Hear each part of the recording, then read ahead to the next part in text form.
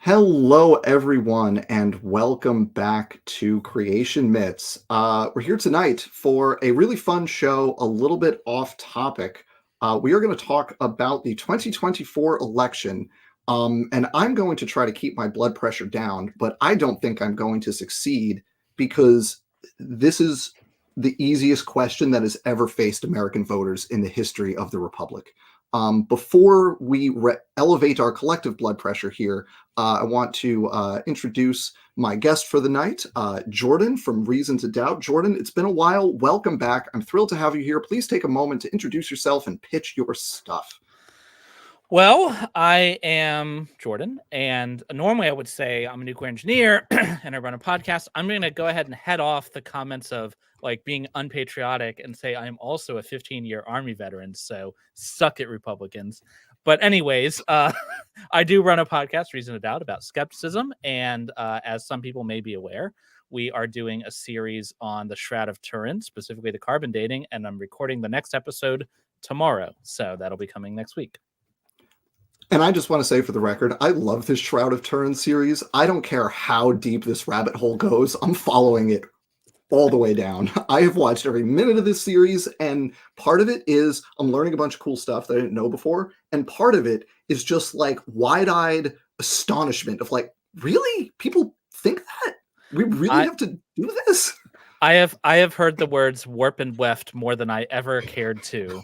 But yeah, so not only am I doing this series and getting into it, but I think on Friday, a Shroud of Turin channel. It's not all they do, but it's mostly what they do. A Shroud of Turin channel. That's mostly not like this Shroud of Turin channel, the other right, one. The other. Yeah. Apparently when I came out with this, hey, I'm doing this series, I am the arch nemesis of the Shroud of Turin researchers group chat, and they've been watching my videos and they wanted to get me in a room to gang up on me as do it. Me and Hugh Ferry is getting older, so I'm taking the torch from Hugh Ferry as the premier Shroud of Turin skeptic. You should, you know what? You should just say yes. Just be yeah, I'm down. Let's do it. Let's talk. I am. I think it's happening Friday. Yeah. Oh, it's going to be amazing. I can't wait to watch that. All right.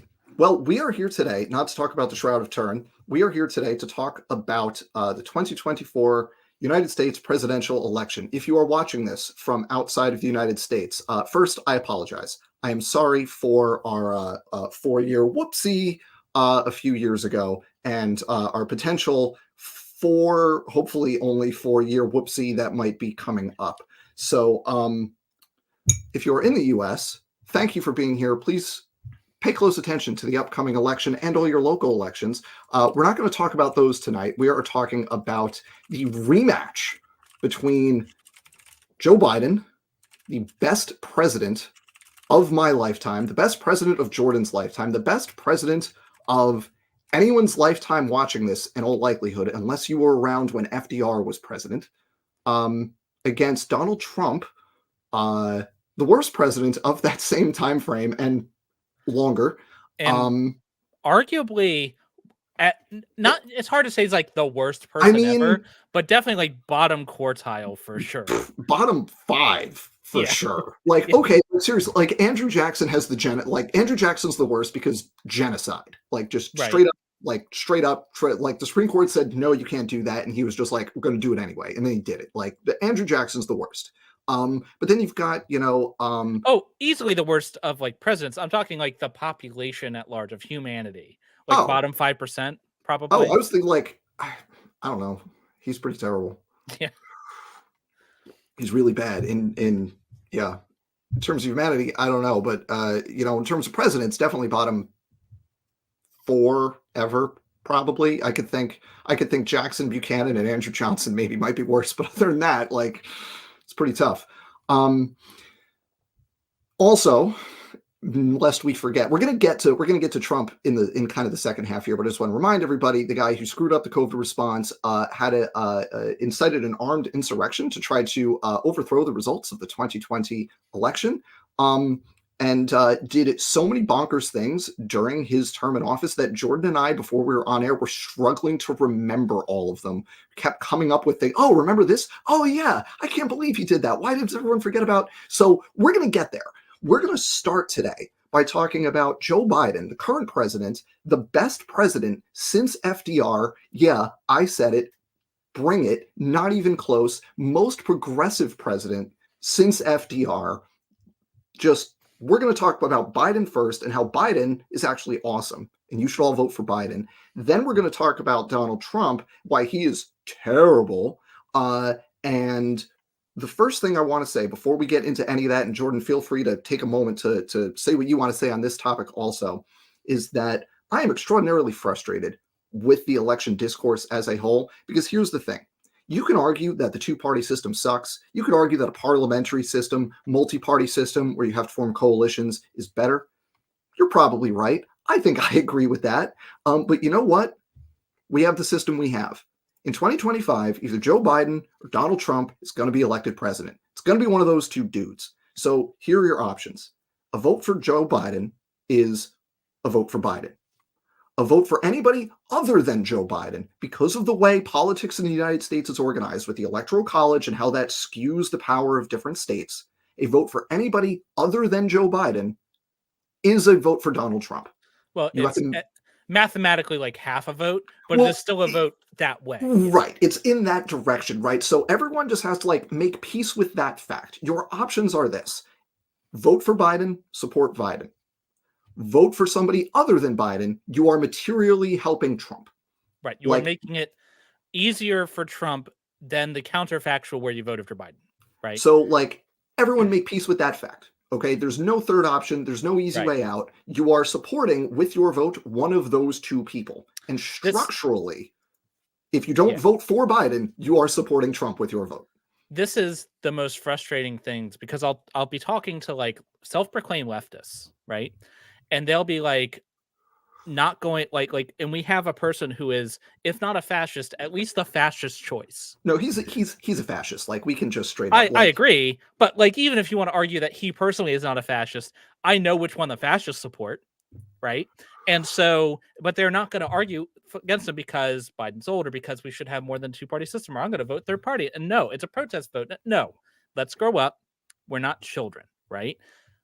We are adults, and part of being an adult is sometimes you have to make choices you don't like, and you don't like all the answers, but they're the answers you've got. Like you said, our system may be bad, but no matter what, it is not going to change before November.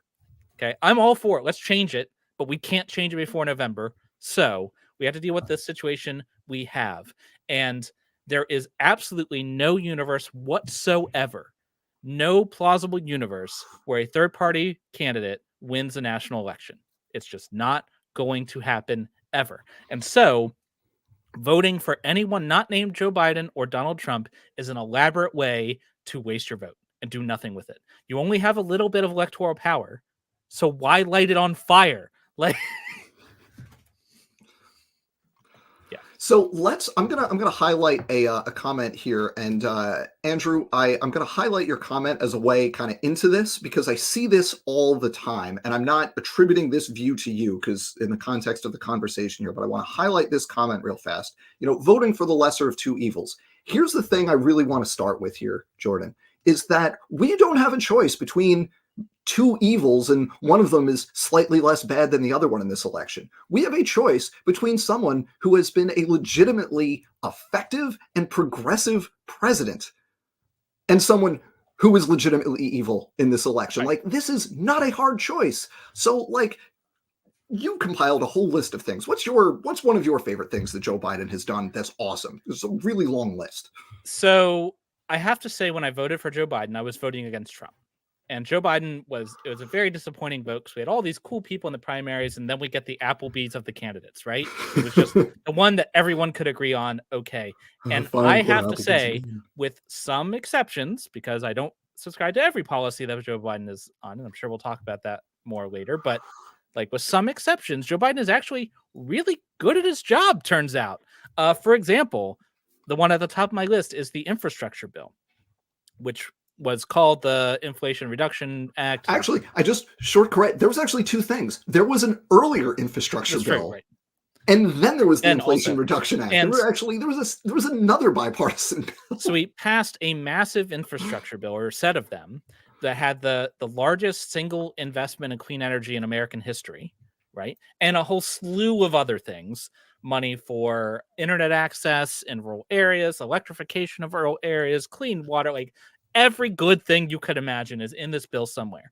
And critically, he did it with razor thin margins in the House and Senate. And I think this is something that people who aren't very politically engaged don't appreciate, is the way our system works is a bill is written, it's proposed in the House or Senate, both of them have to sign off on it.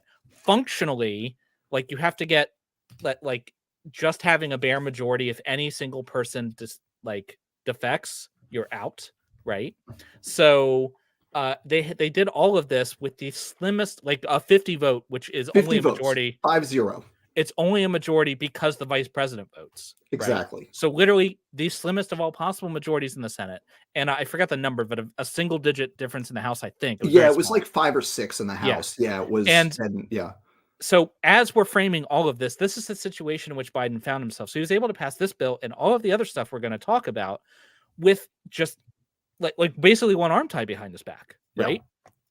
So yeah, he did a massive amount of investment. I can keep going, but that off the jump. Let's just talk about the procedural little strategy that had to happen there, because a lot of people don't remember this, but I remember this because I was watching it literally minute by minute as this was going on. Because what happened is you had this big, it was called the Build Back Better plan. It was the whole big thing that Biden came in with, his agenda.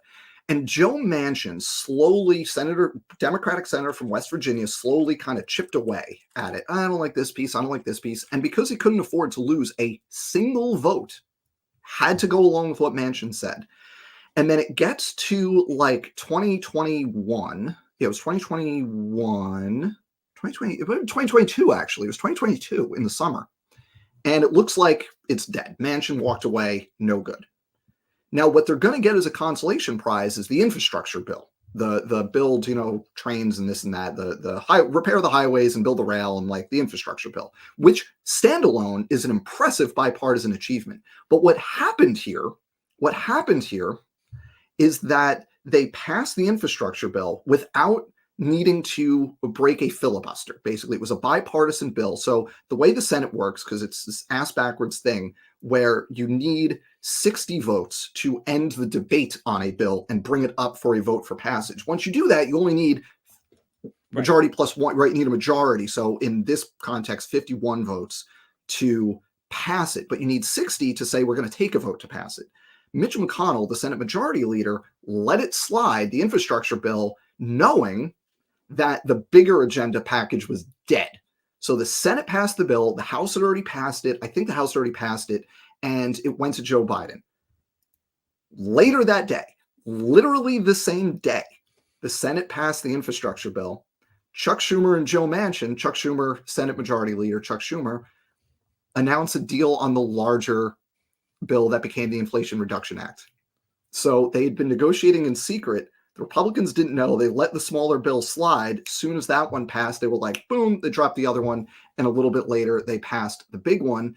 And to give everybody an idea of how amazing this bill has been in terms of just the climate policy, all the stuff, this was like a $3 billion bill, and it got cut down to like $1 sorry, you mean $3 trillion? $3 trillion bill. Sorry, it was $3 trillion, and it got cut down to like, I think 1.2. 1.7, I think. 1 point some, yeah, it was something like that. Out of that original $3 trillion, about $800 billion was climate-related stuff, and that basically all stayed in the final bill. A bunch of other stuff got cut out, but all the climate stuff got in there. And to give you an idea of how effective this has been, there are places in the United States where it is cost-effective. Rather than buying like vinyl fencing, people are using solar panels to make a fence because you get enough sun and the weather is good enough and you generate electricity, and it's cheaper to do that than to build just a regular old fence. That is because of this bill. That is the single greatest accomplishment here, is the climate aspects of this. Because once the United States does that, given the relative size of our economy, the rest of the world has to follow, and that's what's happening. right? And we Right. see this in the climate data. It's a giant win, and it's actually making me optimistic about climate change for once. You often hear people who say things like, "Oh, well, India and China are burning so much stuff. It doesn't matter what we do," which like that is nonsense anyway, because like, okay, just because they're crappy doesn't mean we should be crappy. Right, that's But stupid. okay, like, but that's not how the economy works, right? America has a massive economy, and so if we invest in a thing, progressing the technology, which will make it cheaper, like at some point, it's not, oh, we're doing green energy because we care about the climate. You're doing green energy because it's cheaper and better. Like, Right. It's just the cheapest forms of electricity to generate right now are solar and wind. Like, that's just true right now. The only reason fossil fuels are even viable in the United States anymore is because they get ridiculous subsidies. If you put everything on a playing field, there would be no economic reason to maintain any type of fossil fuel infrastructure. We'd be pedal to the metal as fast as we could with solar, wind, and batteries. And like that wouldn't be the government making you do that. It would be the companies themselves doing the economically smart thing to do for their yeah, business, right? And that's really where we are already. It's just because of the subsidies for the legacy industries, it's distorted. And again, bringing this back to how awesome Biden is, this is because of the Inflation Reduction Act. That is what is driving this explosion of solar and wind. And there is even geothermal projects that are getting off the ground, or better to say, in the ground, which is amazing. This doesn't happen without Joe Biden being able to do these, being an expert right. negotiator and being like freaking good at his job, right? Like you have to Yeah. be good at the But nuts and bolts of the job, and he is. Joe Biden is not as good at talking about the things he does, but he is exceptionally good at actually doing the things, Yeah, right? And if I had to pick one, you know, yeah. yeah. So that's been amazing. If you want to stay domestic and I like was continue, I was actually going to change gears a little bit and say the other really important, huge thing Joe Biden has done that is incredible, and the left, especially, and I count myself among the left, like we should be putting him on a pedal for this. This guy has done a bunch of things in the foreign policy arena that everybody should be thrilled about.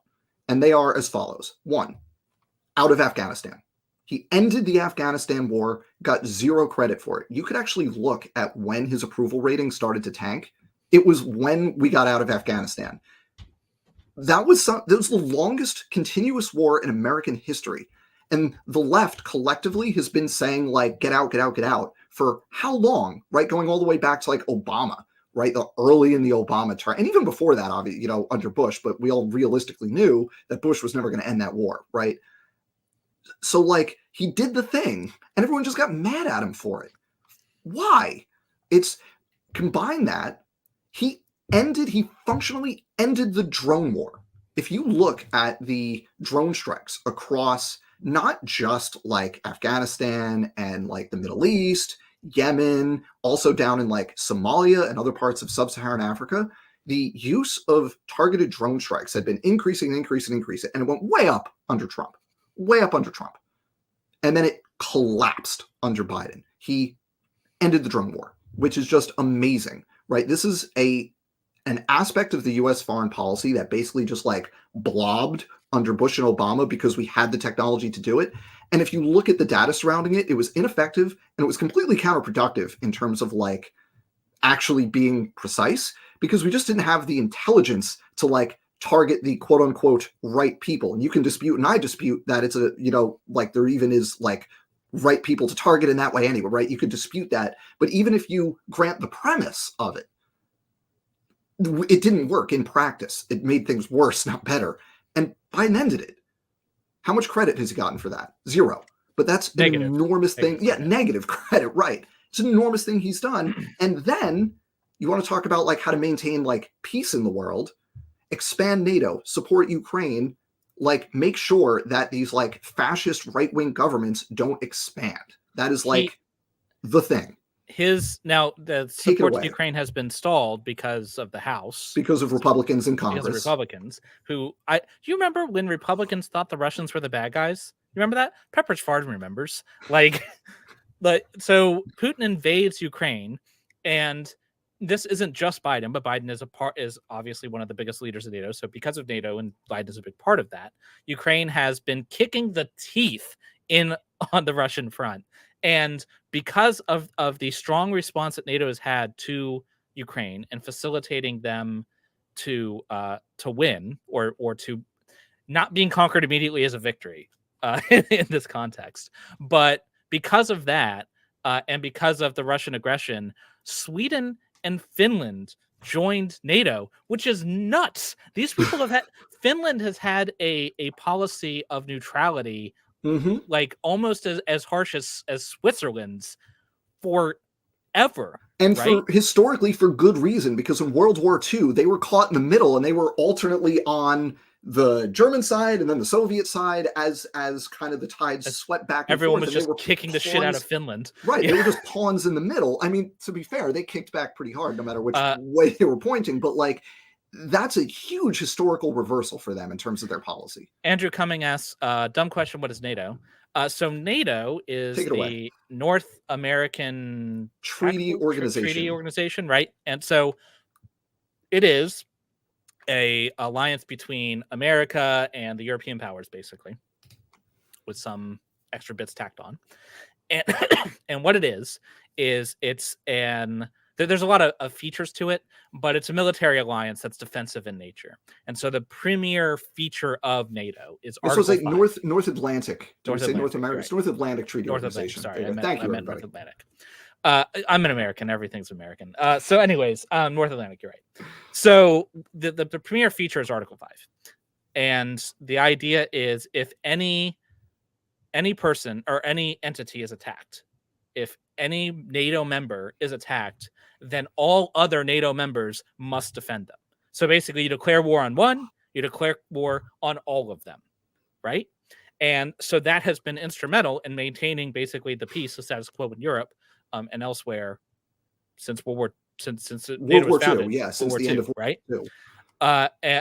It's more, and it's also it's more than that though. It also facilitates training between these groups. It allows us to exert tremendous political power because we work there's a lot of benefit that comes with it, right? But the premier part is it's a military defensive alliance. And to be fair, lest you mistake me for some like neoconservative shill up here who's all about like projecting American power, that's not my thing with NATO. The reason that NATO is good is because it is a deterrent against aggression of the kind we see between Russia invading Ukraine, right? You can't do that to a NATO member, because if you do that to a NATO member, then the other 20-something NATO members will also be fighting you.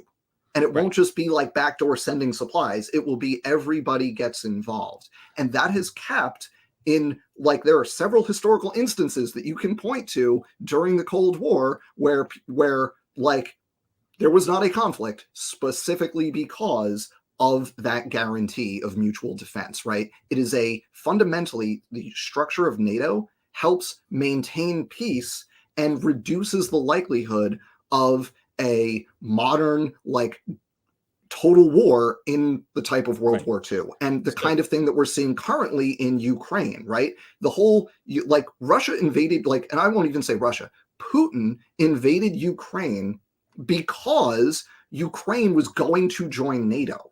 And if they waited too long, they would lose that opportunity, right? So they had to invade before Ukraine joined NATO, because once that line was crossed, then if you invade, then everybody fights, right? Right. So that's, and like, you can see how much Russia has struggled fighting Ukraine using NATO equipment.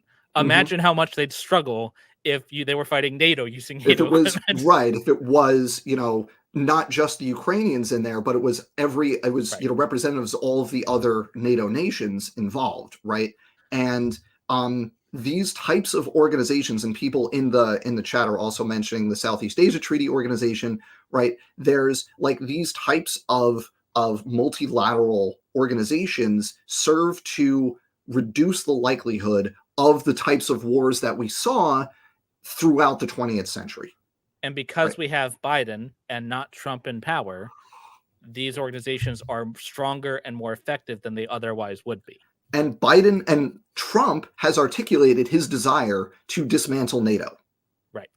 Like, that is just straight up a thing he thinks should happen. And why? Because he's friends with Putin. He's a right wing. We'll get to Trump. We'll get to him. If you dismantled NATO, more people would die. More people would die. It would be a straight 1-to-1 correlation. So yeah, there would be more wars of the type that we are seeing in Ukraine right now. That would be a thing that happened more frequently if you got rid of NATO. Full stop. Like, you don't have to be like we on the left can be realistic about this and say, like, cost benefit, NATO reduces death from war, like, straight up. Yeah. Speaking of reducing death, you know what's also good for not dying is having access to your medication.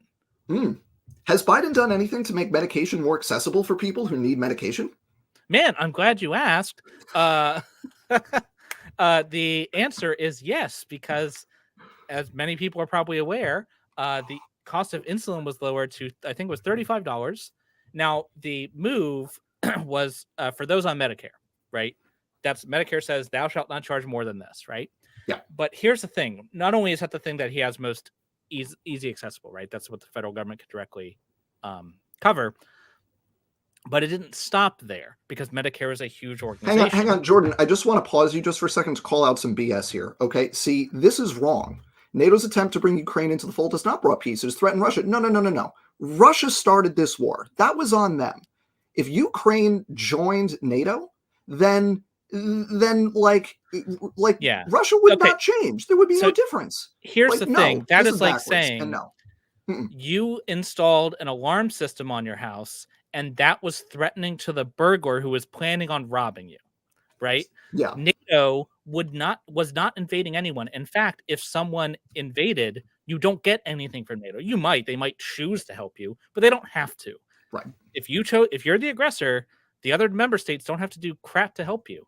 So the only way that Ukraine being part of NATO could threaten Russia is if Russia had plans to invade Ukraine. Now, granted, it does put NATO assets closer to the Russian border, but I don't think there's anyone who thinks that anybody in NATO wants to invade Russia. That's just going to like start a war for no reason. That would be dumb. That's insane, right? Yeah. So no, that is a brain dead take.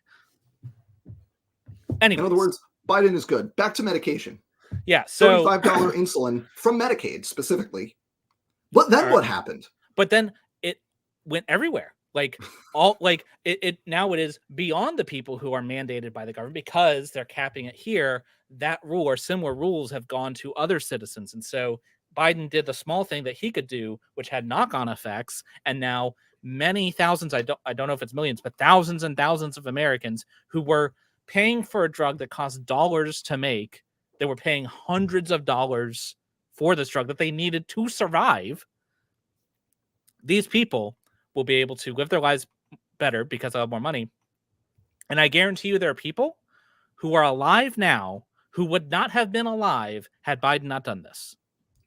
And if Trump becomes president again and undoes it, there were people who will die who would otherwise not die because they will have access to the medication they need. I want to issue a correction to something I said. Thank you, JDL 2150. It wasn't even about NATO. It was about the EU for Ukraine. It wasn't NATO. It was EU. You could kind of see it as joining that sphere of influence. Right. But like that takes away the excuse though of like, oh, they were going to join NATO. It's aggressive. No, they were going to join. Yeah. Ukraine would have loved to have joined NATO, to be clear. They would have loved to. That's a process. But EU first. Yeah. Thank you for that correction. I appreciate that. Okay. Anyways. So yeah, the insulin thing is amazing, and it shows just how like effective Biden is in using the levers of power he has to get more bang for his policymaking buck, right? Because you use the leverage the federal government has, because you think most people with diabetes are older. 90% of diabetes cases are type 2 diabetes, typically occurs later in life. So you have a lot of people that are on Medicaid, it's type 1 diabetes is what you need insulin for.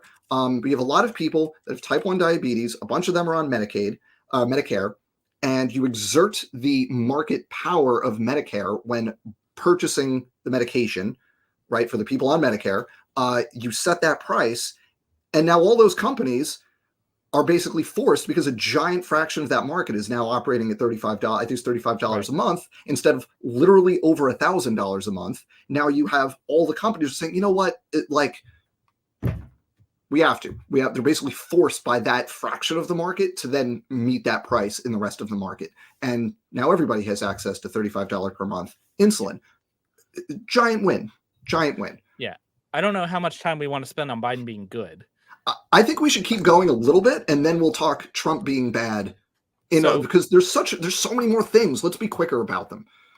There's a couple other things. He pardoned marijuana possession crimes. All the federal. Them. Now, granted, it's only on the federal level, which is the only thing he is allowed to do. But he did it. And there aren't many federal possession charges for marijuana. Nevertheless, he did it, right? And has also been pushing to basically make marijuana less illegal. Which, again, that would be good. Yeah, it would be good. There's no reason for it to be as criminalized as it is. That's only going to help people. Yeah. But honestly, for me,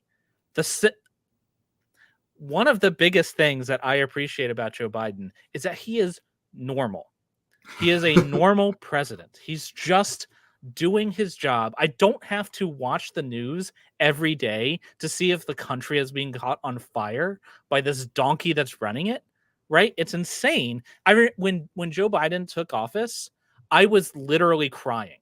Like, tears were in my eyes of relief from just finally being out of the woods, right? Yep. I want to point out one thing that I personally really appreciate about Joe Biden's policies is that he has been the most pro-union president basically ever. Most pro-union president basically ever, and there has been an explosion of not just union membership, but also of union activity. We're talking strikes, all kinds of good stuff under Biden. And I can speak to this personally because you could probably see the poster right back there. It's kind of blocked by the spaceships. But I was on strike for a week around this time last year. I work in higher ed. I'd be astonished if people here didn't know that. I work in higher ed. I teach biology at a college. And there have been just a wave of strikes across higher ed. There have been tons of unionization votes in industries that previously weren't unionized. And this has knock-on effects. So, like, for example, there was a major win for the unions, for the big three that represent the workers for the big three automakers, that's Ford, GM, and Chrysler in the U.S. And that actually had knock-on effects for the non-union automakers in the United States, because once those workers got better pay and better benefits, you know what happened at Toyota, which is not unionized in the United States? They got better pay and better benefits too, because otherwise all their workers were going to peace out and go over to the better company.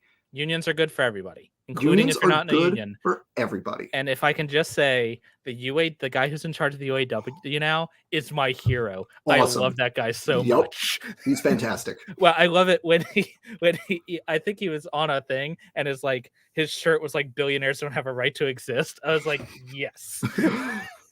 He is fantastic. Yes. The union stuff is not to be underrated, because one of the major economic trends of the Biden years has been the best growth in real income.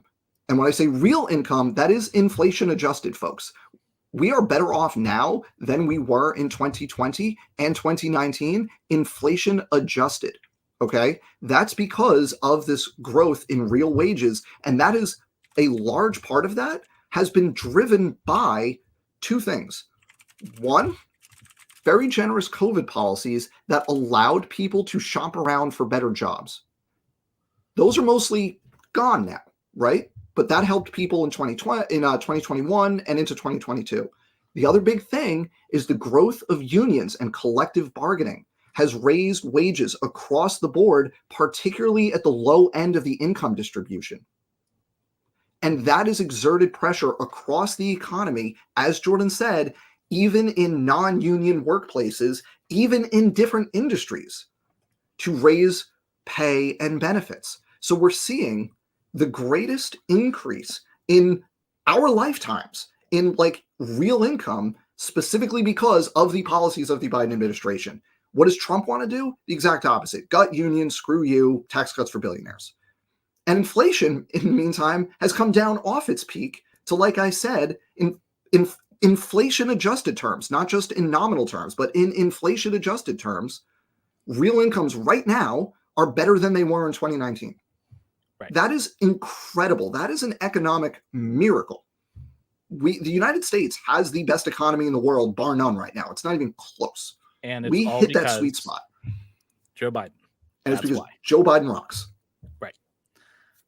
But hey, he's only half of the equation, right? So hopefully, if you were on the fence, if you're kind of one of those leftists who is all angry or whatever, maybe you're less angry now and you'll realize that Joe Biden is good actually, and you should vote for him. But in case that isn't enough, just in case, why don't we cast our minds back to the hazy days of yesteryear, specifically 4 years ago.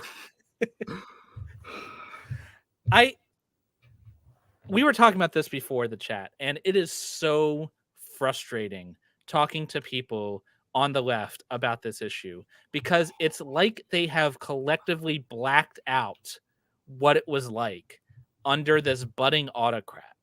You know, it's like people are saying things like, well, Trump being bad isn't good enough. Okay, that's not the only argument we have, but also, yes, it is. But also, yes, it is.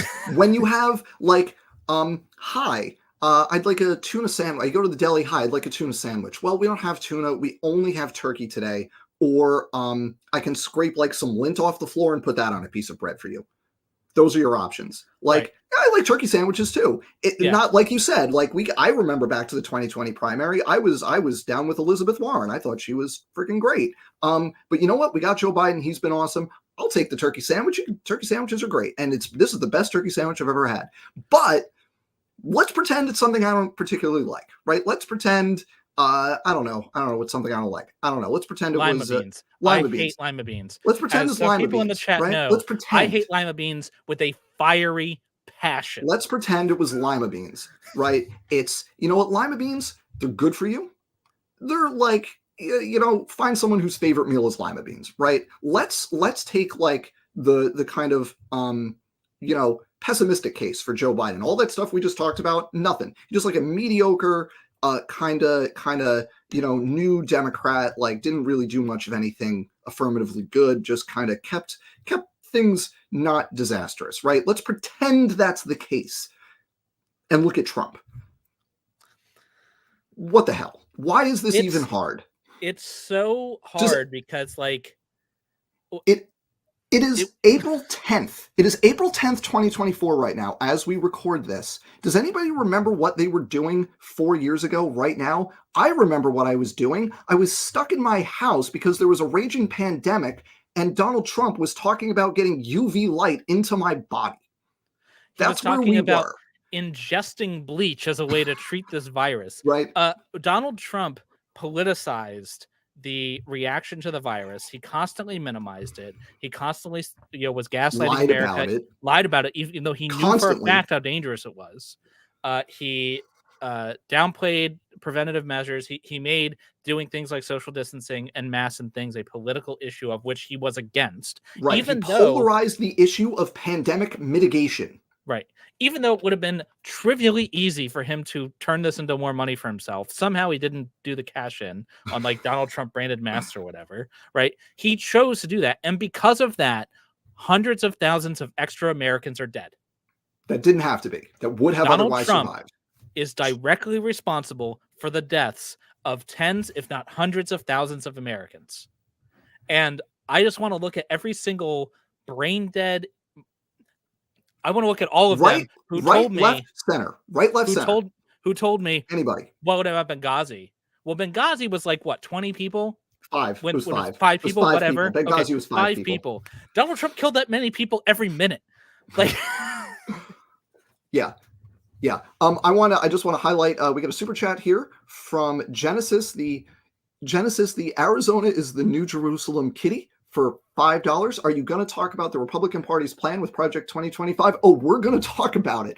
Don't worry. First, we're going to do a little retrospective on Trump and remind everybody how bad he was, because we're in a unique position here in 2024 We are in a position that we as a nation have not been in since the glory days of 1892, wherein both presidential candidates have been president before. So before we even talk about the hypotheticals of what we know Trump is going to try to do, because they've published a policy document saying, here's what we're going to do and here's how we're going to do it, before we even get there, let's just recall what he actually did, all the messed up, terrible things that he actually did while he was actually president for 4 years. But we are going to get to Project 2025. Don't worry. So yeah, killed tens, if not hundreds of thousands of Americans. So Easily starting hundreds, there, right? Like, let's just start there. Like hundreds of thousands, if not 7 digits of excess deaths due to his catastrophic pandemic response. Like, as a first pass, your job as the president is to keep the country and its residents safe from unanticipated, potentially catastrophic events, right? That is your first job as president. Keep people safe. Yeah. Couldn't do it. And it's not just like they woke up and the pandemic happened and their hair was on fire and they kind of short-circuited. That's not what happened. Over the course of the first 3 years of his presidency, Donald Trump systematically dismantled the parts of the government that would effectively respond to this kind of thing through cutting departments, cutting out leaders that were insufficiently deferential to his political goals. He got rid of the entire pandemic response office. He just got rid of that whole entity whose job it was is to plan the response to events like this. We'll never need them, Dan. They're just soaking up money. It's just a waste. What a waste. Yeah. Turns out you should actually have people whose job it is to plan responses to these types of things. And we effing knew this might turn into a sweary stream. We knew that was the case because let me just remind people of the last 20 years of emergent diseases. In 2003 and 2004, we had the original SARS outbreak. That was a coronavirus, folks. That was SARS coronavirus 1, okay? Then in 2009, we had the swine flu pandemic. In 2000, I'm going to get the dates wrong. I think it was 2012 was the first MERS outbreak. That's Middle Eastern Respiratory Syndrome. Also a coronavirus, folks. And that one had a mortality rate of 20 to 40%. It was really bad. Fortunately, it didn't spread very effectively. So the total numbers were very low, but the infection mortality rate was very high for that infection. 2014, we had the famous West African Ebola outbreak, which was successfully politicized to bring Republicans a landslide in the 2014 midterm elections, even though Obama's response to that pandemic was spot on, just like his response to the 2009 flu pandemic was spot on. So it's not like this should have been a surprise, right? This is a thing that happens periodically. Oh, there was the Zika virus outbreak, the Zika virus, I don't know how to pronounce it, the South American virus. That was another one. I forget what years that was.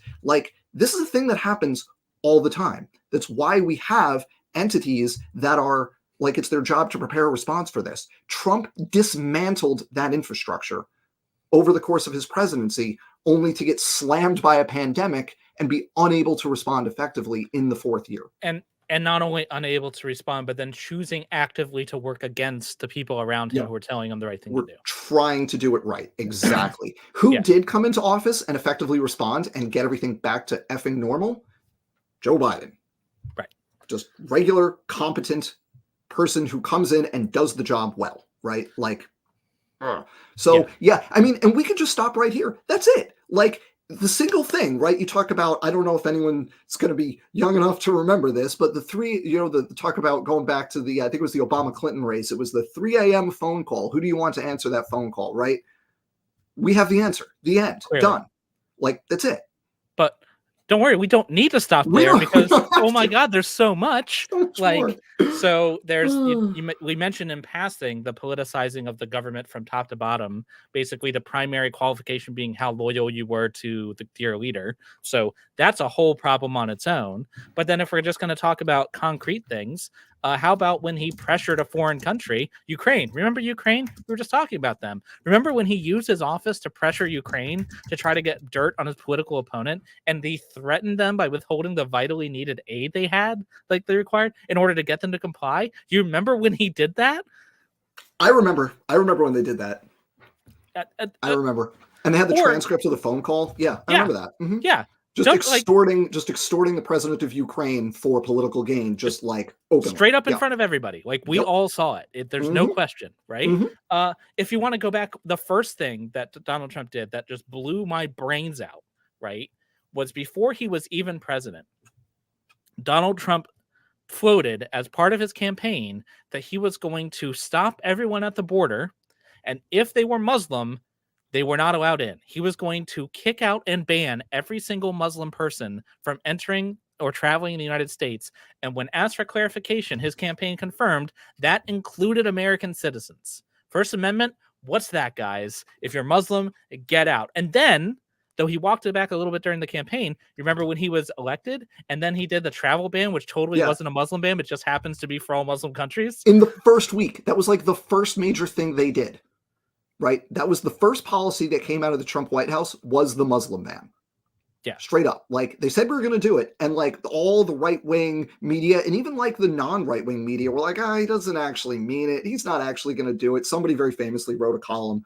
And one of the things in it was like, oh God, I forget who it was. It might have been Kathleen Parker. And she was like, he's not going to ban Muslims. First week. Just like right away. What is some bad thing you think he might do? Like, they're gonna do it. I'm just making notes for myself so I don't forget a bunch of things here, because there's so many terrible there's things. so much. Just generally being friendly to dictators the world over, praising Putin for being an autocrat and a strong man, and saying how much America needs strong men, you know. How about the fact that he's a rapist, you guys? Like, I mean, I know that's like might be a minor thing, I guess, compared to all the rest of it, but he has been found liable in court for the rape of a woman. And if that wasn't like, you're like, oh, well, maybe he brags constantly about sexually harassing, or not harassing, sexually assaulting women. Remember the whole grab him by the pussy thing? That's sexual assault. And he's saying, I can do it. And they won't say anything because that's I'm a famous. felony. He brags about committing felonies. Yes. Right? Like he regularly mocks the disabled. He uses his position. He uses position to target citizens, ordinary rank and file people going to their job. He used it to destroy their lives. Yeah, it's yeah. So I want to change gears just a little bit to talk about one of the major issues right now across the country, because if you all didn't notice, something notable happened in Arizona just this week. Arizona became a state in, I'm going to get this wrong, but I want to say 1912. But prior to that, they had a bunch of territorial laws. One of those territorial laws, going back to the 1860s, had to do with abortion. It was a complete ban, no exceptions, prohibition of abortion. Now, Arizona had, up to this week, a 15-week ban on abortion that was enabled because Trump appointed Supreme Court justices, 3 of them, that were part of the majority that overturned Roe v. Wade recently, or more specifically, Casey v. Pennsylvania, whatever, it's Roe v. Wade, which was the national protection for the right to get an abortion. At that point, a bunch of states had laws on the books that snapped into effect, preventing abortions. Arizona instituted a 15-week abortion ban, which would not be legal under Roe. Legal now. This was the previous Arizona governor did this. Now, here's the thing. That law was invalidated by the Arizona State Supreme Court this week. And now Arizona falls back on that 1864 abortion ban, which is a complete abortion ban, 0 weeks, no exceptions, rape, incest, health of the mother, nothing, no exceptions. Trump brags about having overturned Roe. He is trying to triangulate and say, oh, we're going to leave it up to the states. Here's the thing. Leaving it up to the states is the most extreme position. That is the most extreme position, because that means states like Arizona that have this ban from the 1860s, you think Republicans are going to undo that? No, they're not. Are Democrats going to get a trifecta in Arizona, control the governor, the House, and the Senate? to repeal that law?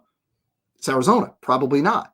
You look across the United States, across the Mountain West, the Midwest, the South, you have states that have these draconian abortion bans in place because of Roe that Trump allowed. And he's saying right now, his position that he just put out this week is, endorsing those state level bans. Now, the thing is, he's talking out of both sides of his mouth, because if you think Republicans retain the House of Representatives, so they take the Senate and they take the White House, if you think, one, the Republican Congress is not going to send a national abortion ban to Trump, I don't know what to tell you. Like, they're going to do it. They've just all been saying they're going to do it. You've got dozens of co-sponsors on the bill to do it. They're going to do it, right? And Trump is not going to veto that bill. And Trump is going to sign that sucker, right? He's going to sign that bill, right? What? So Trump wouldn't lie to us, Dan. When has that ever happened, right? Yeah, he's going to sign that. So if you get Trump in there, that means Republicans have taken the Senate too, because if you just look at the states and everything, if Trump wins the election, the Republicans are going to flip the Senate. Right now, it's 51-49 in favor of Democrats. It's a bad map for Democrats. The map is brutal. Republicans are going to take the Senate if Trump wins the White House. If Biden keeps the White House, we might keep the Senate.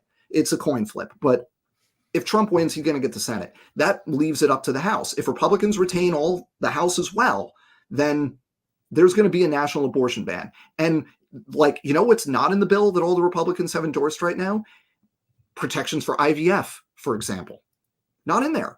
This happened in Alabama, had their Supreme Court ruled that any embryo, whether it's inside a uterus or not, is a human life.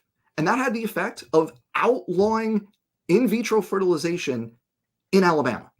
That will be national policy if Trump is president. That's what the law says that the House of Representatives would pass when they get a majority. Straight up.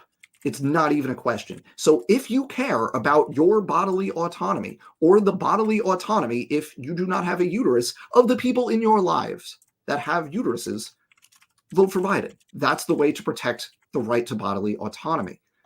And here's the thing, folks. If you think that it's going to stop there, it's not, right? You think it's going to stop there? No. Hormonal birth control will be next. They're talking about using some old, I think it's the Comstock Act. Is that the one, Jordan? The mailing the medication, so you can't mail the medications that are actually used to induce most abortions these days. Saying no, you can't mail them, because right now, even if you're in a state that bans abortions, you can talk to a provider in a different state and they'll mail you the medication you need. That'll be gone. It's just, and I want to point this out. Trump explicitly, hang on, where is it? There it is. Trump explicitly said he would protect IVF. Trump is a fucking liar. He is lying to you. Trump is not writing legislation. Look at the legislation that is already in the House of Representatives that has dozens of co-sponsors in the House of Representatives right now. That's the legislation that would pass. Right. Trump's a liar, right? He's going to do whatever is in benefit of Trump in that moment. He doesn't give a shit about you or anything he said today, right? So in a year, when Republicans pass this, because again, Trump is not writing the legislation, it is the House that is writing the legislation, or the Senate that's writing the legislation. So when they do it and they give it to Trump, there is no way Trump is going to look at his base who wants this ban, or the most vocal part that he cares about wants this ban, right? And say, okay, but I'm gonna use my veto power and piss off a third of my base. No, of course not. Absolutely not. This is the correct take right here. If Trump said the sky was blue, I'd look outside and check. That is 100% the correct approach. So this is getting us into Project 2025 territory. I just want to mention one more thing about the past history of Donald Trump before we get to the looking at the future. And it's this, because we did have an election in 2020 and Trump lost that election handily.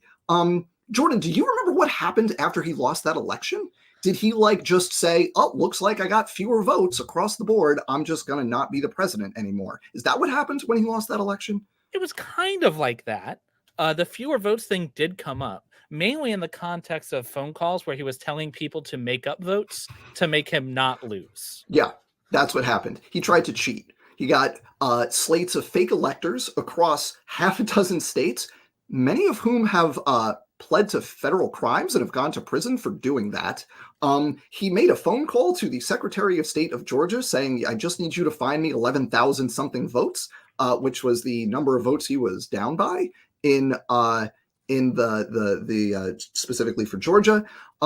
He incited, remember the part where he incited a violent mob to attack Congress when they were certifying the results of the election, when they broke into the Capitol building and forced Congress to evacuate the building while attempting to beat police to death. Yeah. Like using deadly weapons to try to attack police. Yeah, I remember that. That's a thing that Trump incited. And when people inside the building called the White House and said, hey, can you make a speech and tell them to go home? You know what he didn't do? Make a speech. Tell them to go home. It took hours. Hours. Yeah. Uh-huh. Right. And man, screw you. Okay. Seriously, screw you. Okay, this stream is not for you. Right in the chat. No, here, 11th Dimension, right in the chat. Tell me something bad. Tell me something bad, worst president ever. So worse than letting states secede in the run-up to the Civil War. Worse than Andrew Johnson refusing to enforce the Reconstruction policies. Worse than Herbert Hoover's response to the Great Depression. Worse than the comedically corrupt Warren G. Harding. Worse than the overtly criminal Richard Nixon. Worse than the criminally incompetent George W. Bush. Really? Let's not even mention Trump. This guy's really? Just sucking Putin's dick in the chat. So no, he's a waste of time anyway. Absolutely not. No, we're not doing no. You can go back to the first 35 minutes of this conversation and look at went through just a small fraction of some really good things that somebody in the chat earlier, I missed the comment. But they said it was you missed the super chat, by the way. Oh, did I? Yeah, because this is on what I was about to say. Oh my goodness. Hang on. I'll find it. I have to go find it. Oh my goodness. Thank you. I missed that. Let me read this. This is from Pipplepunk, half dog, half canine. I love that. Terrifying to think how much worse the damage could have been if he possessed an ounce of competence. Yes. And that is a great segue to Project 2025. So Jordan, say what you're going to say. And then this is a wonderful segue to our next I have said many times that Trump and his group of cronies executed the most incompetent coup attempt ever. They bungled it at every single step of the way, and it almost worked. Right? Had they successfully hung Mike Pence, who knows what could have happened, right? It almost worked, and they were so incompetent. But don't worry, guys. We should give him a second chance. We should give him a second crack at it. He won't do it. Look.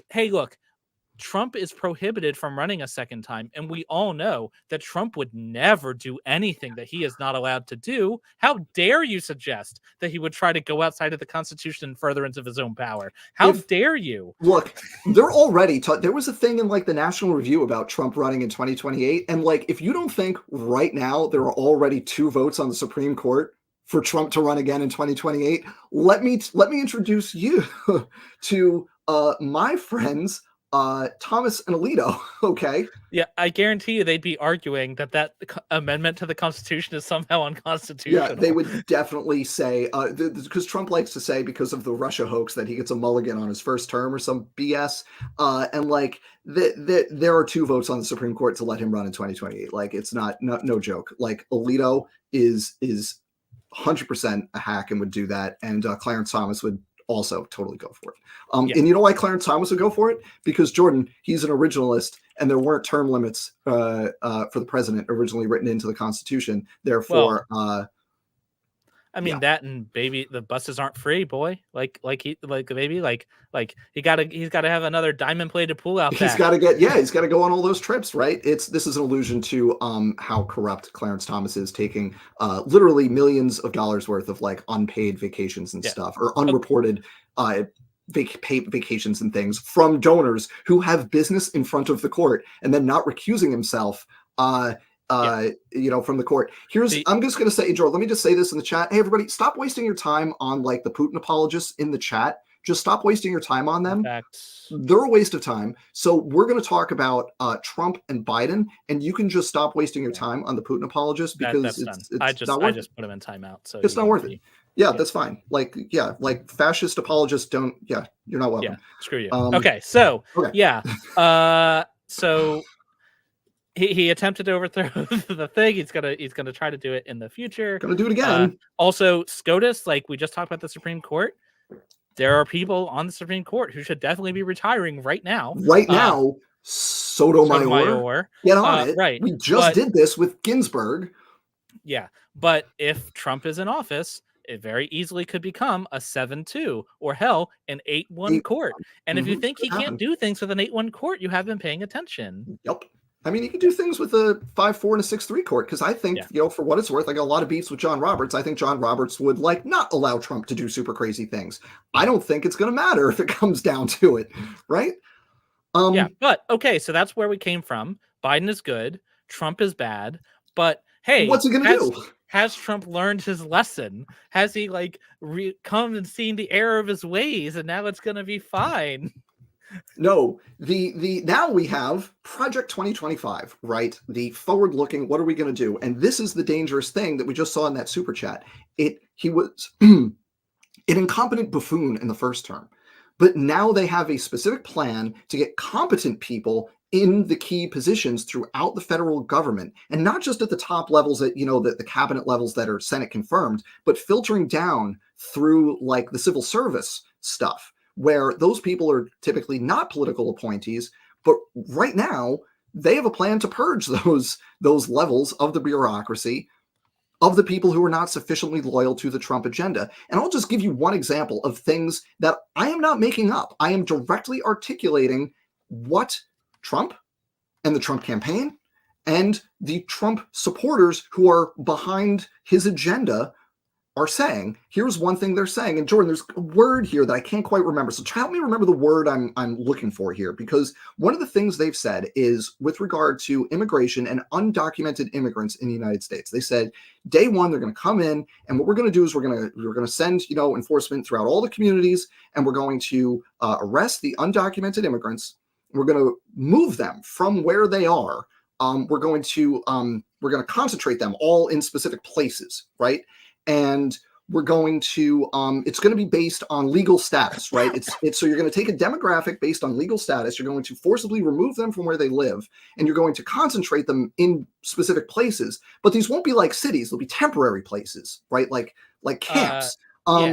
Is there a word that might describe those types of locations where that's happened historically, where we've camp of concentration, a camp of, right? That's right. It's folk. I'm not kidding. I'm being facetious, but like this is literally in the thing that they've written of like, here's what we're going to do and here's how we're going to do it. We're going to forcibly remove people. We're going to put them in camps while they await deportment. What we're describing is how to do ethnic cleansing. Like that's what that is. It's concentration camps. This is the definition of ethnic cleansing. Yeah. And like, look. Let's put aside the fact how like barbaric and like crimes against humanity that would be on its face. It's hard to get an exact measure, but like I think the number's like 7 to 10 undocumented immigrants in the United States, somewhere in there, give or take.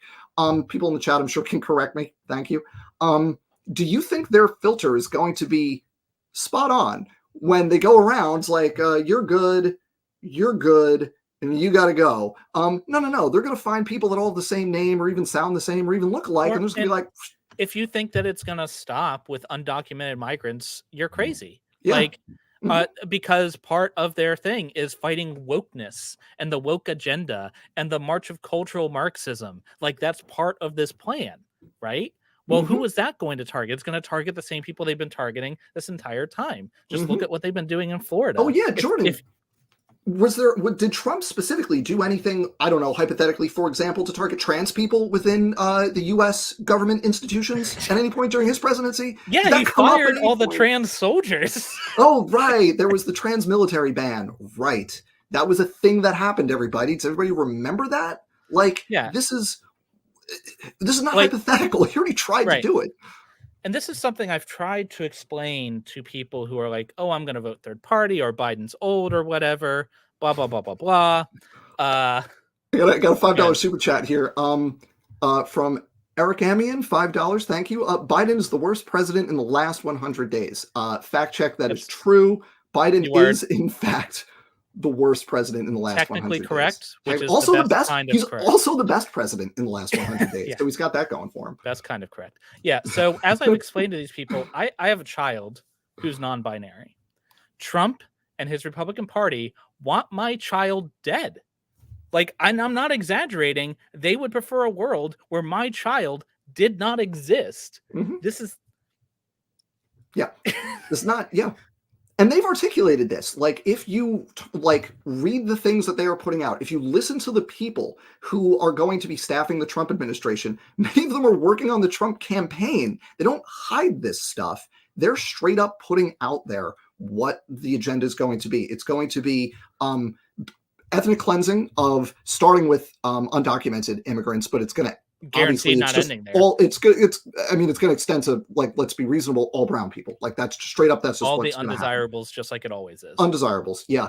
And then you're going to have the purging of anybody not sufficiently politically loyal or anybody LGBTQ plus from not just the government, but from public life, right? I mean, you have the Supreme Court justices, not fringe. I mean, they're fringe lunatics, a couple of them, but like, you have the Supreme Court justices openly musing about revisiting their decision about same-sex marriage, which, may I remind all of you, only occurred in 2015. That decision is less than 9 years old, and the conservatives are already like, we overturned Roe. We should take another look at that one too. And something that might be unappreciated or underappreciated by people who are like on the fence or whatever, like, this stuff doesn't happen in a vacuum. Like, when you have a situation where you have a party in power who's openly talking about ethnic cleansing, who's openly talking about rounding up all the brown people, that is going to that is stochastic terrorism. It's going to make life demonstrably more dangerous for anyone who isn't white, male, and Christian. And I want to highlight, thank you for reminding me that, because I want to highlight a comment that sounds like hyperbole, but it's actually not. This is from Mr. Wilford here. Just a reminder, the GOP wants us dead. And by us, we mean collectively people on the left, people who are not white, LGBTQ plus people, like we are the undesirables here, right?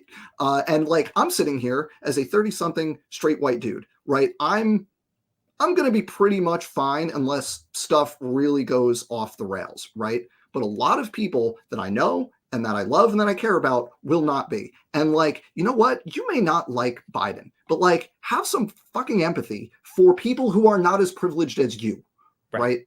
Like, who will actually be demonstrably hurt, harmed, possibly killed because of the policies that will be implemented. But the point that Mr. Wilford's kind of alluding to here, view them accordingly, prepare yourself physically, mentally, financially. Things could potentially get very dangerous. And Jordan, it was your phrase, stochastic terrorism here, that I wanted to point out, because this is both a trend in the United States during the Trump years and also a hallmark of right-wing fascist movements, which is kind of the semi-official endorsement of vigilante justice on behalf of the privilege, whoever wields the power in society. And this is not a hypothetical. We see tons of instances of people driven by right-wing misinformation and like conspiracies and just right-wing political messaging saying you're losing your country, yada, yada, yada, taking the law into their own hands and murdering people. There have been dozens of examples of that over the last, going back to the beginning of the Obama years is when the numbers really started to go up with that. And I wonder why. And that, right. And that accelerated through the Trump years, which is weird because normally when Republicans are in office, that goes down. But Trump fanned the flames of this. Jordan, did Trump ever say anything about whether people were very, very fine when they were in conflict with each other and one side was literal Nazis? Did that ever come up during Trump's presidency? So it did. And I have a little piece of history of this because in Charlottesville, there was a riot because we were taking the statue of this traitorous loser and throwing it in the fucking garbage where it belongs. I apologize. I want to just put this on there. Oh yes, disabled people are also extremely at risk. Yes, thank you for reminding us. I forgot to mention that. 100% true. Sorry, you were saying something about taking a statue of traitor loser Robert E. Lee and throwing it in the garbage, I think. Right, exactly where it belongs. Yes. And obviously a bunch of literal Nazis And I'm not using that word like, oh, people I don't like are Nazis. No, swastika carrying, Proud tiki torch Nazis. marching, you will not replace those blood and soil Nazis, right? Came out to protest it, to riot about it, right? And I was there because I was in the military, and they were like, here's a rifle and some bullets. You want to kill an American today? But anyways, yeah. And Trump's response to this said, oh, well, there's good people on both sides. I'm sorry. One side is Nazis. Literal, and we're not exaggerating. This is not like a Godwin's Law thing. This is like literal carrying swastika flag They Nazis. had a swastika right here and then a massive flag. Like, they were Nazis. But then continuing, we can one of the organizations there in their white polo shirts, if you remember, was the Proud Boys, right? This right-wing loser organization that they like to cosplay being tough guys. But this is the America 21st century, version of the brown shirts.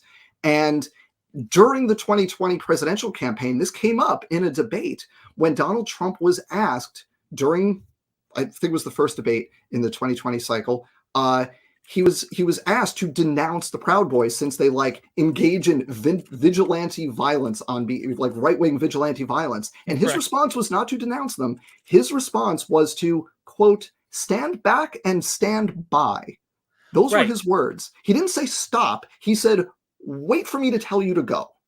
Now, you could argue that maybe he was just flustered and he didn't use the right words. He was asked to condemn fascists in their harm of other people. And the only right answer, it should be so easy. Like, are fascists bad? The answer is an unhesitatingly and unequivocal yes. That, will you condemn them? Yeah. Screw those guys. That's like not that hard. Yeah. That was so how many things do you think we've talked about that that one thing, that's it, game over? Like the Muslim ban, any of the Project 2025, the abortion stuff, the COVID response, the Nazi stuff, any one of these things is any reason to say that guy should never come anywhere near the presidency ever again. Why are we even having this conversation, Jordan? Right. Why do we even feel the need to do this? Why is I am losing my mind. If I had hair, I would be pulling it out. It's there is any dimension. I don't care what dimension you want to compare. Any dimension. Biden versus Trump. Objectively, unequivocally, by whatever metric you want to use, Biden is better than Trump, right? Pandemic response, economy, inflation, right? Biden is better than Trump. Your income, your personal well-being, the money in your wallet, on average, Biden is better than Trump, right? All of these things are objectively true. Do you remember the stupid editorial from 2016, Hillary the Hawk, Donald the Dove? Do you remember that epically bad opinion piece in whatever newspaper that was in, right? Turned out Donald Trump liked doing military shit. Who actually ended a bunch of the military things that the US was involved in? Joe Biden did, right? This is the easiest freaking decision in the history of voting in the United States. This is not hard. They've both been president. We know what both of them want to do in the second term. We know what both of them have done in their first term.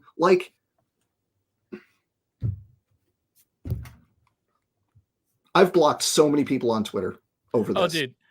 Many people. Since Trump has come on the scene, stop. It's been a great boon for my friends list because it showed all of my racist friends, all of them suddenly decided that it was okay to be racist. And it is really nice when people are I will say, this is one thing, and this is, I think, the only good thing that came out of the Trump presidency is that people outed themselves as racists and just genuinely awful people. And that's, I think, a useful thing in society so people can go, great, thank you. He's saying what we're all thinking. Well, hold on.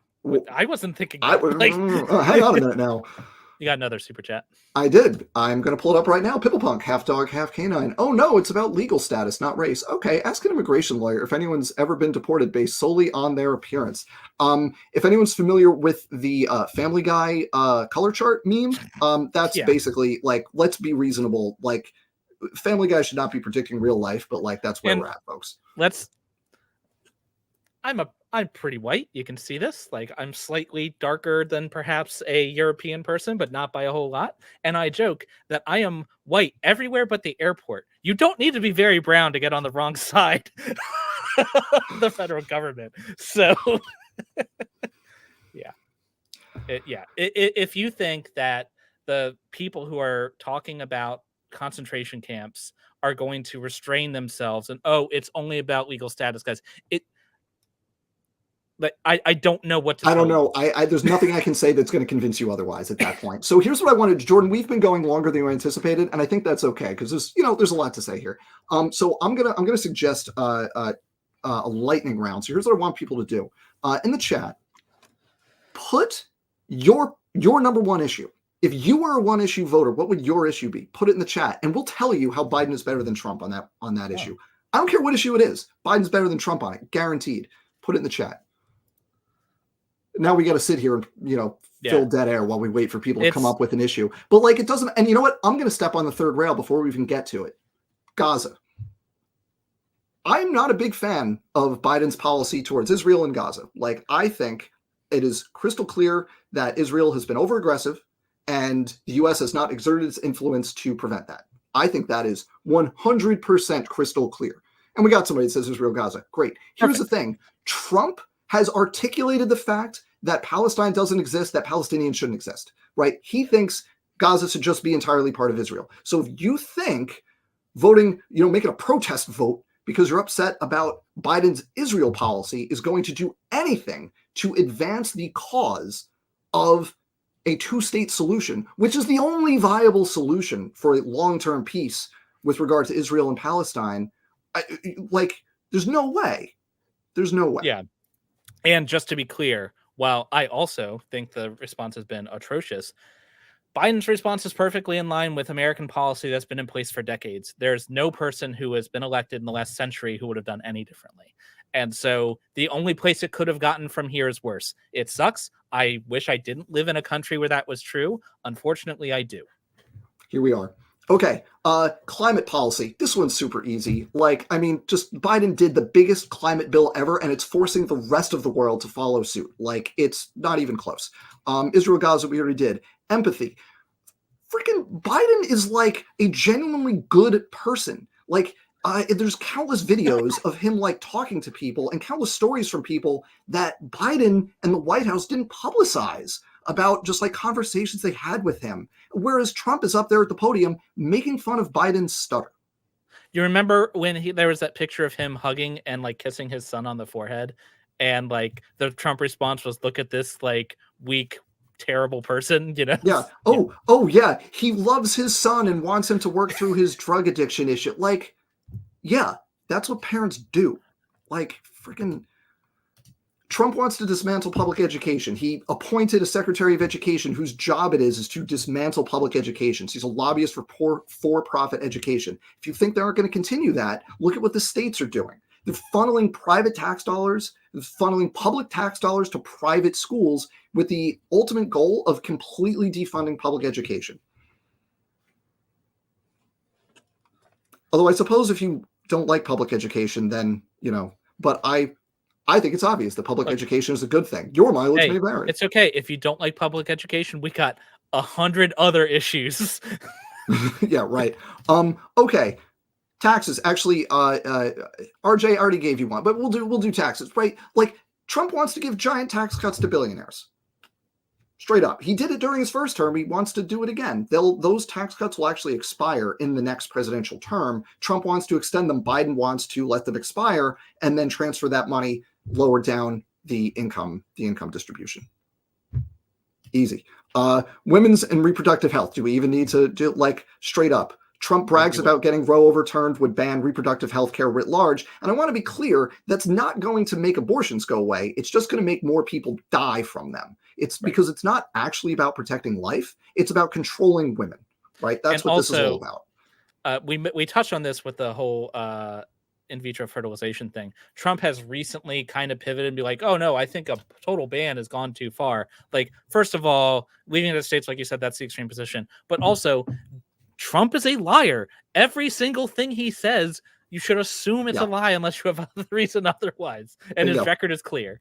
Bingo. Okay, for Mr. Wilford for $5. Thank you. My 2 dental crowns were $10K, so that radicalized me on healthcare. Yeah, and who has expanded Obamacare? Which, remember how everybody hated Obamacare? Now approval rating for Obamacare is like over 60%. It's like way up there. It's nothing hits 60% anymore. Obamacare does because it's saving people a ton of money on their healthcare. Trump just recently talked about wanting to repeal Obamacare and go back to the bad old days where there was no protection for pre-existing conditions, you get thrown off your parents' health insurance at 18, and all that other good stuff that Obamacare does, like having I forget the term for it, but basically there's a minimum percent of revenue that health insurance companies have to spend on actual healthcare, and if they don't meet that minimum percent, they send money back to you, right? That just goes away, and they can just spend all their money on not healthcare stuff. Oh, this one's near and dear to my heart from Don Giovanni. Anti-NIMBY housing policy. Oh, my friend. Biden is all about housing density, upzoning, and incentivizing using federal basically incentives by saying, we'll give you money to do X, Y, Z, for building transit, updating your local infrastructure, all these things which need modernization. You have to, build more, you have to permit higher housing density. And this is, I think, an undersung issue. People who are really into it, like me, are really into it. But most people, this goes under the radar. But what's the single biggest contributor? What's the single biggest item on almost everyone's budget? It's housing. What's the single biggest contributor to inflation? Housing. And the problem there is fundamentally a supply problem. We've been underbuilding housing since the financial crisis of 2008. We just haven't kept up. We need to build millions and millions of dwellings in this country. And the most efficient way to do that, the most cost-effective way to do that, is to build them vertically close to mass transit so people can live affordably near where the jobs are. If you're anti-NIMBY, if you're a YIMBY, Biden's your guy, right? Let's just keep going on here. Let's see. Here. Rejecting fascism. That's a real tough one for it. Yeah. The number of leftists who on their thing are like, I'm Antifa, I'm anti-fascist, who cannot seem to stomach the idea of voting against the fascist is too darn high. Yeah. All right. We could do this probably for hours. So I'm just gonna do one more here. Actually, hang on. I'm going to scroll through and make sure I didn't miss any.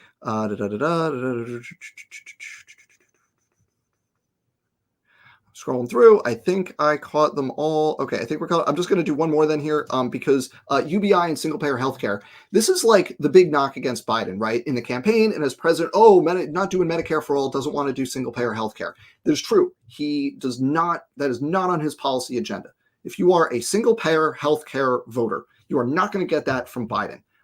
Do you think you're going to get that from Trump? Right. I don't think so. Because, again, remember, you have two choices and only two choices. One or the other. So it's not, is this one good? Does this one do everything I would like? Right? It is not that. It's here's a situation. Is this one better or is this one better? That is the only thing that is relevant. Yeah.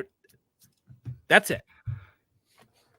And then with regard to UBI, Universal Basic Income, here's the thing. We had, and by we, I mean children, had Universal Basic Income under Biden during the pandemic. In 2021 and 2022, the United States had UBI for kids. Other people described it as social security for kids. I don't care how you describe it. We reduced child poverty in this country for a period of 2 years by about 80%. I think it was about 80%. I forget the exact number. It's about 80%. Okay? We can do that again, and that's on the policy agenda because you know who prevented us? It was literally one asshole prevented us from doing that again. His name was Joe Manchin. He refused to extend it in 2022 going forward. He's not going to be in the Senate anymore. He's retiring this year. He's not running for re-election. So if we retain the Senate, we're going to have the votes to bring the it's called the expanded child tax credit. It was a refundable tax credit that there was an age dependent curve. And the thing that Biden did is there was an income kind of cutoff there. Basically, you had to make some money, but not too much money, right? But what they did is they kicked it out in both directions. So basically, there was a tapered cap where your income, where you got less money as your income went up, but it was all the way down the income distribution, which meant that we figured out the means, surprise, surprise, of eliminating child poverty in this country. You know what it is? Give people who have kids money so their kids aren't in poverty. We did it for 2 years. We can do it again, but only if we reelect Joe Biden and hold the Senate and retake the House. But let's be clear, even if we elect Joe Biden and don't maintain the Senate, it means we won't be able to enact a lot of policies we would like, right? That would suck. There will be disappointment. Way less than the alternative. Than literal ethnic cleansing, right? CRISPR's comment there in the chat is spot on. I think this is perfect, CRISPR, and I think, Jordan, I think this is where we can wrap it up. Elections aren't a wedding, they're public transit. You go with whatever gets you closer to where you want to be, not the one you want to spend the rest of your life with. There isn't a subway station or a bus that takes you right to the front door of the building you want to be at. But there's a bus stop a block away and a subway station 2 blocks away, or I can go to the airport and take an airplane to another state. That's Trump. Which one are you going to do? You're going to get closer to your destination, have to walk a block, maybe even walk a block in the rain, or are you going to go in the wrong direction? And also that plane is built by Boeing. Careful. So that is the decision that faces us, right? So CRISPR, thank you for distilling it down. I love that analogy.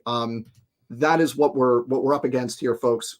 The president in January of 2025 is either going to be Donald Trump or Joe Biden. We have records for both of them. We have future agendas for both of them. One of them, it may not be exactly what you want, but by all objective metrics, it's been damn good and damn progressive. The most progressive and most effective president, I think, since FDR. And on the other hand, you have a literal fascist who, in his policy proposals, pretty explicitly has described ethnic cleansing. Can you imagine if anyone but Trump described ethnic cleansing as their policy position? Yeah. So that's what we have. So I think we can leave it there for tonight. Jordan, tell us about some stuff that you have coming up that you're doing, and remind people where your channel is. So it's Reason to Doubt, right there. And I mentioned this at the top, but we've been doing a Shroud of Turin series. So we're recording the next episode of that tomorrow. That'll probably be released next week.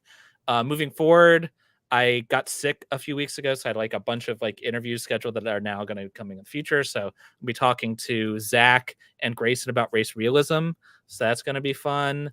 Fun. Thumbs up for the conversation. Great. Thumbs down for race realism, subject, which is a new fancy way to say racism. Racist. Right. Right. Yeah. Going to be talking to Christian cosmologist about the origin of the universe. Lots of good stuff coming up. So. Awesome. And for those of you, here we are on Creation Myths. So if you're here, you know my channel. It's Creation Myths. And I have some really exciting things coming down the pike. I have a video going live 1 week from tonight that will be a response to Dr. Casey Luskin's written article at Discovery Institute's blog. That was a response to my previous live video. That was the response to the Discovery Institute junk DNA video. So there's a back and forth here. That'll be next week. And then after that, on April 24th, I will be talking with Dr. Zach Hancock about the paper we recently co-authored on Fisher's fundamental theorem and the implications of that paper, why we did it, and kind of the bigger picture of what it shows. For those of you who really like math, Zach did a fantastic show on his channel last night. It's Talk Pop Gen, breaking down the math of that paper, and it's really cool. And I highly recommend it to everybody. And then looking forward from there, I've got a couple guests lined up. I've got a couple videos that are already out there in the world. That if you're a channel member, you already have access. Everybody else, you will get access to them over the next few weeks. So. Jordan, thank you so much for spending this time with me. I hope your blood pressure is not too much higher than it was when we started. But also, I think it's kind of a collective therapy session for us to get a lot of this out of our system. So I've just been perpetually enraged, basically. Yeah, it's understandable as we just watch just the way the election progresses to just, it reminds me of the Hulk, right? It's like I'm always angry. Yeah. I'm always angry. It's just how it is. All right. So that's where we're going to end it, everybody. Thank you all so much. And I just want to remind you all one more time, you have two options in the upcoming presidential election. A vote for Joe Biden is a vote for Joe Biden. A vote for anybody else is a vote for Donald Trump. For fuck's sake, vote for Joe Biden. This isn't hard. Thank you for watching.